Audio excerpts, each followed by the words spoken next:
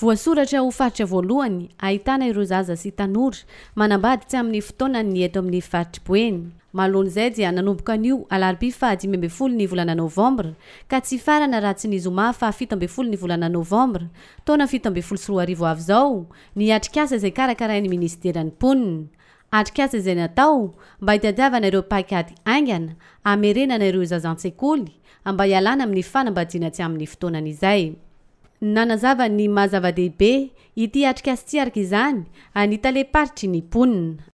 Tena mazava-dehibe ny hijerena ny paikady régionaly amin'ny ady atao fampanambadiana ankizy atao anatin'ny faritra-boeny dia mba hisindreo asa sy tetikasa hifanaraka amin'ny toetany sy izay rehetra ny faritra rehetra izay misy amin'izay fampanambadiana ny ankizy izay.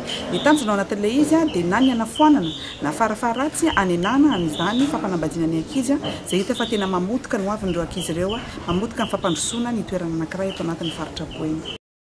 Inona kosa ary no tena antony mahatonga izay fanambadiana ny zaza tsy amin'ny fotoanan'izay? Raha atao anatin'ny faritra-boeny angambany ny tena antony anankiray aloha dia eo ny fahasahiranana, eo ihany koa nefa tsy fahafantarana mety ho voka-dratsy izany fampanambadiana ny ankizy izany satria iarahantsika manaiky eo anivon'ny fiarahamonina fa tsy misy na inona ny tombontsoa ny ankizy anankiray ampanambadiana fa ny ray aman-dreny kosa no maka tombontsoa izay hoentiny hamotika ny zanany any aorianany. Aorianan'izao Atrik'Asa hitadiavana paikady eto amin'ny faritry-boeny izao dia ho tanterahana ao Antananarivo amin'ny herinandro avy izao ny fitadiavana paikady nasionaly. Hita nanatrika izao Atrik'Asa teny an-toerana izao avokoa ny maraina teo nisy olo-tena hisatsokajiny avy amin'ny ministera sy ny fikambanana maro samihafa.